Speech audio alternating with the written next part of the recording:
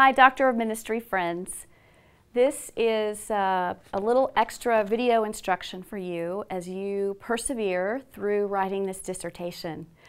Remember when we were together last summer, we talked about writing a dissertation and equated it to traveling in a foreign country.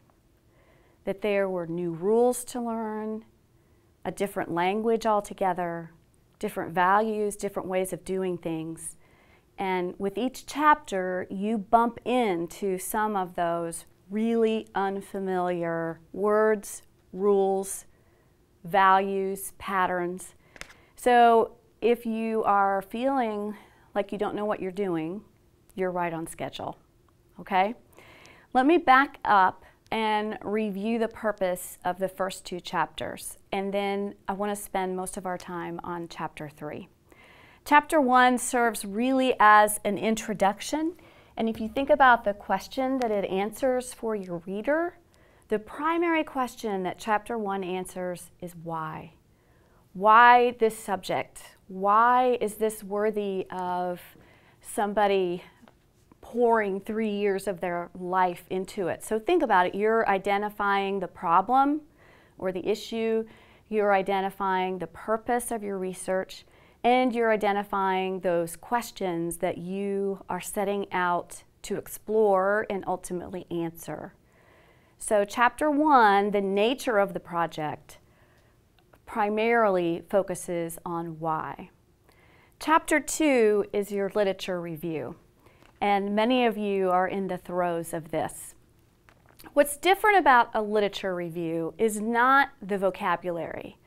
You know the words. The words are talking about church growth or equipping laity. The words may be talking about counseling young children who live in war-torn countries.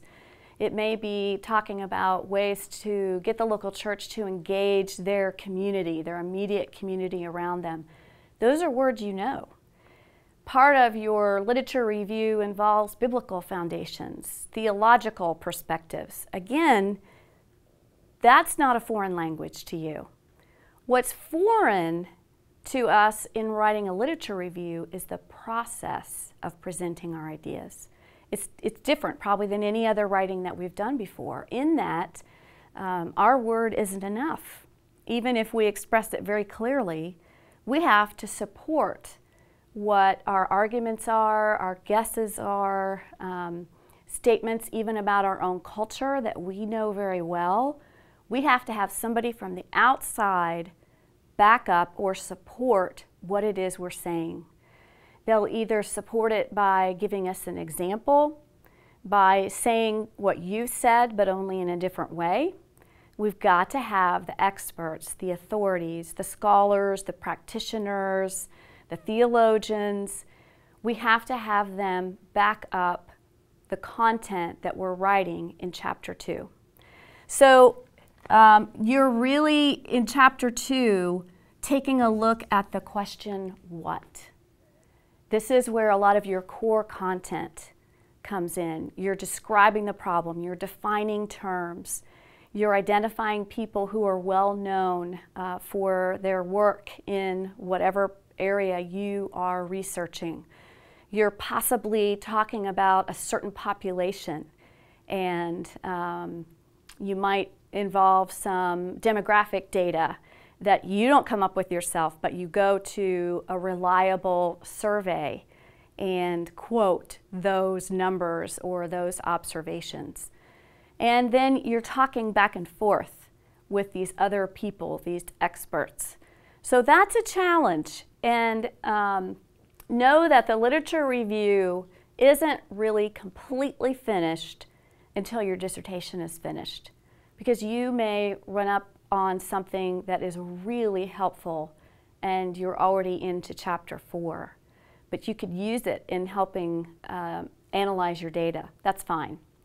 So hold chapter 2 loosely. You need a good foundation in the basic areas that you're addressing, but you may be finding new information, new insights as you go. So chapter 2 is really taking a look at the question, what? And what's unfamiliar about it to us is the process of interacting with all those different resources. Now, chapter 3, this is where probably the most unfamiliar vocabulary comes in. So again, we're thinking about traveling in a foreign country, and we really need sort of a Spanish to English or a German to English or a Hindi to English dictionary, because we need to be able to use the right words. And these are the words of the research land. Okay, it's qualitative and quantitative vocabulary, things that you've never said, maybe never heard before. Now all of a sudden you have to write these terms as if you understand them, especially in light of your particular research project. But as a little bit of an encouragement, chapter 3 is going to be your shortest chapter. And once you get your head around what the basic vocabulary means, it will probably be your easiest chapter to write, whereas chapter 2 is a real challenge and traditionally your longest chapter.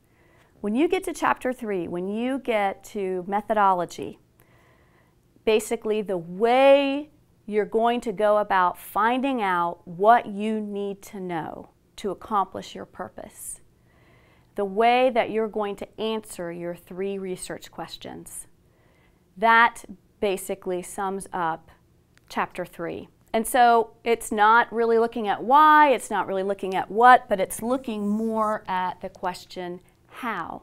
How am I going to answer the 3 research questions that I introduced in chapter 1? How am I going to achieve the purpose that I introduced in chapter 1? So I want to encourage you to go back to the dissertation template.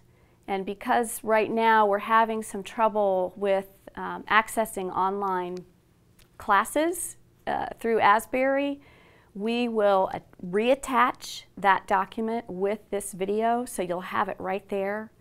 But if you go to the table of contents and look at the headings for chapter 3, there is a description of what goes under each heading. Now, the way Milton Lowe talks about chapter 3 is, think of it as a recipe. If I want to bake the same kind of cake that you just baked, you have to tell me the exact ingredients that go into it, right?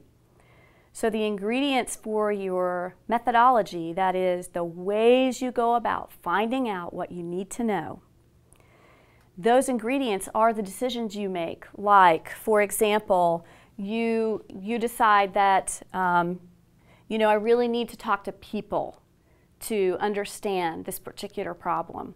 And so I'm going to do interviews. And along with that, you're going to do focus groups, which means you'll talk to 3, 4, 5 people all at the same time. You may use a survey at the very beginning. You may come up with some kind of test that people take before you experience something together and after you experience something together. You'll find in Tim Sensing's book, Qualitative Research, that several of his chapters explore and explain all the different kinds of methods that are available to you for research.